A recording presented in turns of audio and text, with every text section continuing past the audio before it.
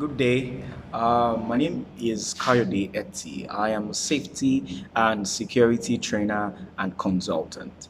And I'm making this video to answer all the possible questions you might have about the Nebosh Ig2 practical. I'm making this video or possible series of videos because I want to make it as short as possible. So I'm thinking I will be doing these practical has 4 parts, so I'm going to be dividing this video into less than 10 minutes for the different parts, so it's easy for us to follow. So I'm going to be answering questions about how to select the workplace, how do you get to pass the practical all in all, because the practical is 100% or nothing, unlike your open book exam that is 45% mark. For the practical, you're not going to be marked in numbers 20, 30, 40.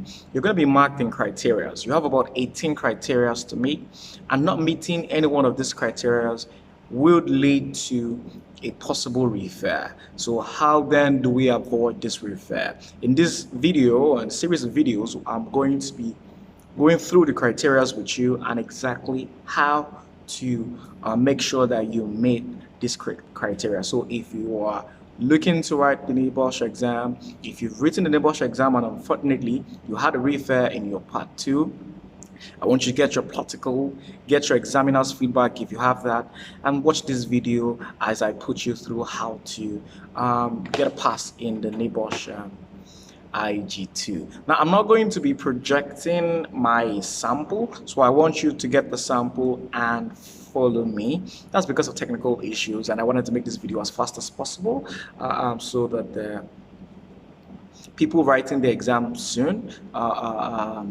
could benefit from this opportunity. Okay, so quickly, let me take you back to introduction. Once again, my name is Nebosh Ig2. I am the manager for Top Class Training Institute. If you've never heard about Top Class Training Institute, we are a training and consulting company, safety training and consulting company based in Dubai, UAE. We run all safety programs ranging from your IG to IORSH. We have ADNOC approved courses, H2S, confined space. Well, I'm going to be dropping our contact on the link. So please follow us as we help you grow through your journey in the health and safety industry, quote unquote. Okay, so I like to just go straight to the point. First things first, how do I select the workplace? That's one of the most frequent question I get. How do I select the workplace? What are those things I need? Can I use a construction company? Does it have to be an oil and gas company? Does it have to be a company that is totally full of hazard? How do I select? Can I use a factory? Can I use a facility? Okay, so the simple answer to this question is, first things first, can that site, that work area, that facility, can it get you enough information to pass the assessment? The examiner is not looking at, did you use a car wash? Did you use a restaurant? No, your examiner is looking at how well you were able to interpret your observation, how well you were able to give a detailed report of all those observations, how well were you able to recommend controls, were you able to identify the current controls. So basically, it's about how well you could do a risk assessment and also how well you can write the report. The practical is assessing us based on these two things, right? The part 2 of the practical is the actual risk assessment. The parts 1, 3, and 4 are basically you writing a report to the management of that organization. So the idea is, let's check your observation skills, let's check your competence as a risk assessor, and then let's also check your competence as someone that can manage safety in the workplace by giving report to the management, persuading them also. Let's see how well you can get them to action the recommendations that you've given. So quick one, I'm just going to start with the part 1 in this video, and then I will do a second video for part 2 like I said before. Okay, so in part 1, there are a few criteria in part one, and if you have the sample with you like I do right now, I want you to go through these criteria with me. The very first two criteria are the name of the organization and the location of the organization. These two criteria, you're allowed to write phony names and phony location, meaning you don't have to give the exact location of the organization and you don't have to give the exact name because of issues with confidentiality.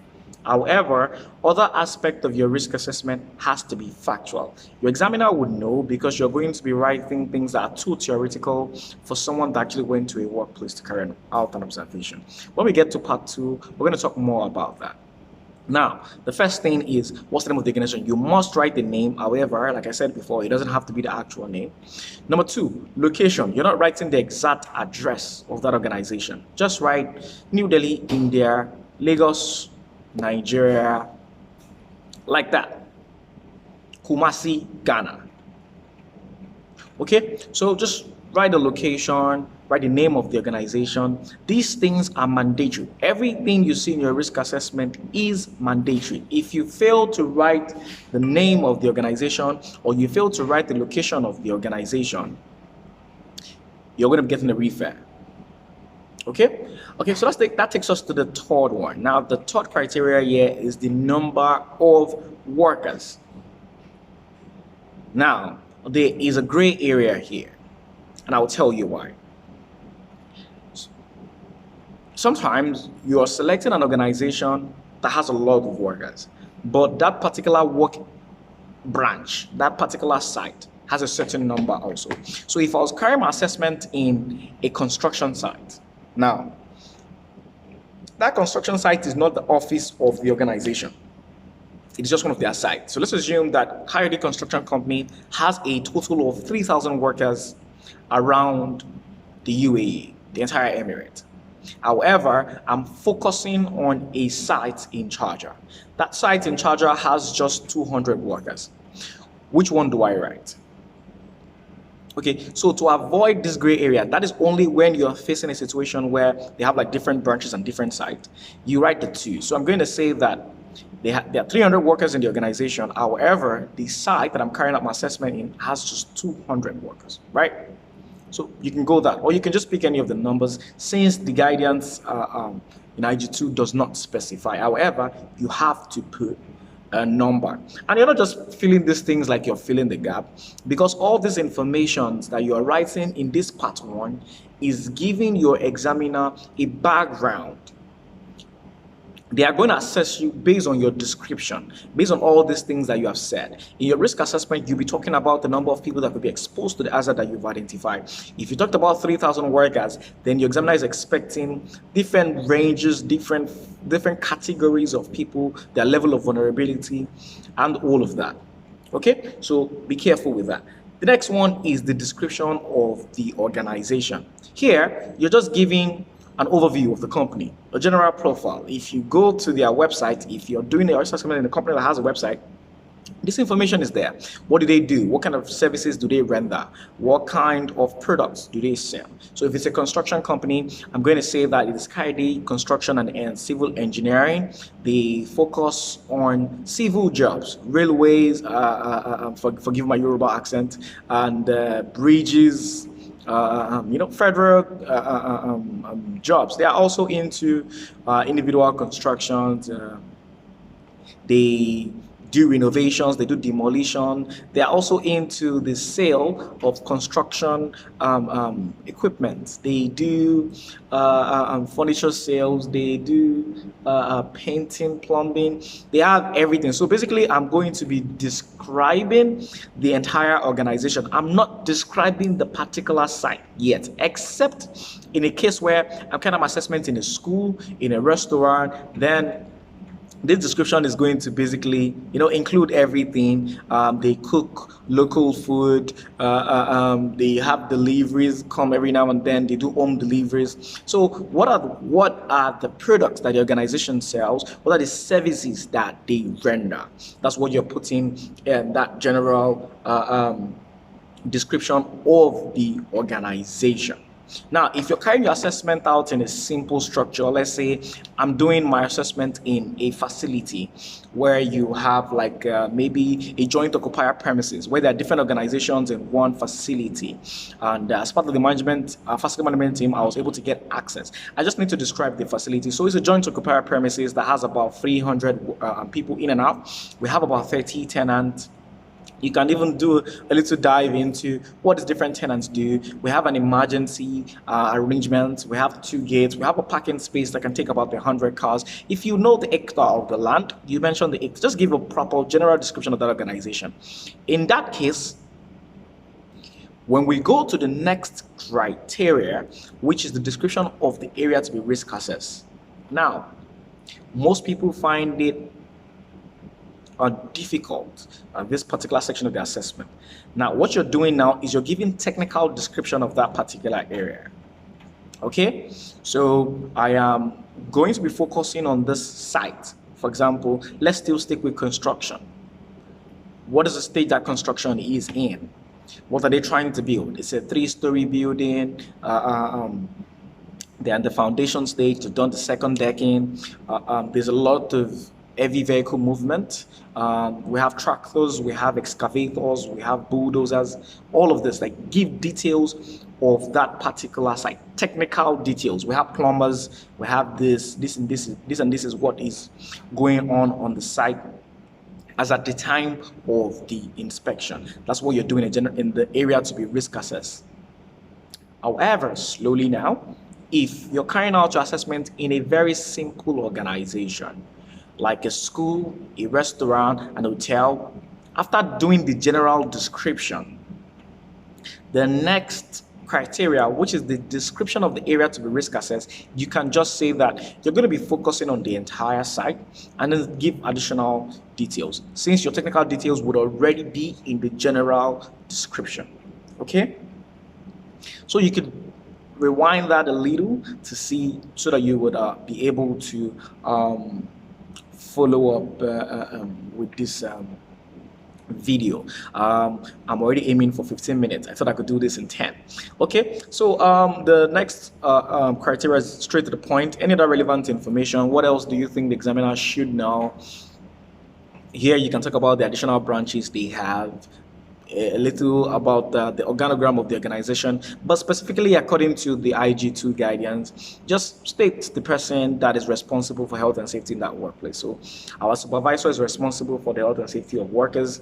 The warehouse manager, if it's a warehouse, if you have a safety department, the health and safety manager is responsible for health and safety in that particular. And you can also state the person they report to. So the supervisor that reports to the project manager is responsible for health and safety. Just very simple and short. Now, the second section in part 1 is the area where you put down the sources of information that you consulted. Okay, so people actually find this trickish. Basically, when you discuss your risk assessment, the 5 steps. The very first step is identification of hazard. Now, this section is asking you, basically, what are the sources of information that you consulted that helped you with 3 things: hazard identification, identifying the current controls in that workplace, and then how you recommended further controls, basically.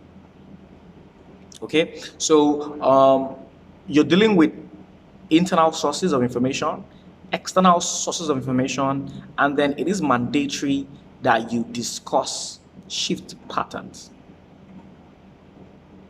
Okay, that came that came to me really late. Now, the shift pattern has to come in the very first section.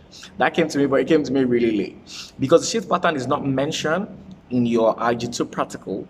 It is mentioned, however, if you have the checklist, you can send me, I drop my details, you can send me a message if you don't have the checklist, but you should, the learning partner should give you the checklist. The shift pattern is also part of the criteria that you should put in your first section. You can decide to put it in the general area to be risk assessed, or you put it in the general description of the organization or the area to be risk assess, whichever one that you want to do. The shift pattern, I'm sorry, I'm digressing, should be if they run a shift, say they run 2 shifts, morning shift, afternoon shift, night shift, or 3 shifts like that, and then put the timing of the shift. If it's a single shift, you still have to state there's a single shift from 9 to 5. That's that about shift patterns. Now let's go to the sources of information. Like I was saying, you need to state internal sources, external sources, and also it is mandatory that you state someone you consulted, an interview, give us the detail. Okay, so I'm going to make this as quick as possible. Internal informations are the documents in that organization. There are previous risk assessments, incident investigation reports, maintenance record, record of absenteeism, training record. External sources of information are things like manufacturer's information from your safety data sheet, legislations, ILO conventions, online sources, and journals like that. Okay, so how do we use them? You cannot just list this document. For example, on looking at the maintenance record, or I consulted the maintenance record and I discovered that there was no arrangement for planned preventive maintenance or routine maintenance. So I recommended. That means that document helped me to recommend further controls, right? I could also say that, excuse me, I consulted the ILO Convention 162 about the asbestos in the workplace, or C155 about the responsibilities of employers and employees, and this allowed me to identify unsafe practices as a result of not taking responsibility from either the employees or the employers. So I'm going to interested that I consulted the document, and this is what the document helped me with. So you're doing at least two or three internal sources and external sources. It doesn't matter, there's no number. You can do more internal and then maybe just one external like that. But make sure that you touch both internal and external sources. And then you also have to state at least one person that you interview. So I interviewed a security guard, and he gave me information about the damaged gates. He gave me information about this, that. I interviewed the shift patterns. I interviewed the safety officer who complained about a lot of unsafe practices by workers, not wanting to wear PPE. So who did you interview? Remember, these things that you're listing, you're discussing, did they help you with identifying hazard? Did they help you with recommending further controls, or did they help you with identifying current controls? So this is basically what you need for the part 1 of your assessment. So I'm going to do a count now. Basically, you have about 1, 2, 3. Let's count together: name of the organization, site, location, number of workers, general description of the organization, description of the area to be risk assessed. Any other information is not part of your criteria, but you need to put something. Remember, I said don't leave anything blank. Because of examiner psychology, you need to make sure that your examiner knows that you know exactly what you're doing. And then there's a source of information that you need to talk about: who you interviewed, who you consulted, and what you got from that these sources of information. So this is going to be the end of the part 1. Please let me know in the comment section if you would like me to do part 2, any adjustments you would like me to make while I'm doing part 2. So I take your feedback, and then while I work on the part 2 of this assessment. Thank you very much, and do have a good day.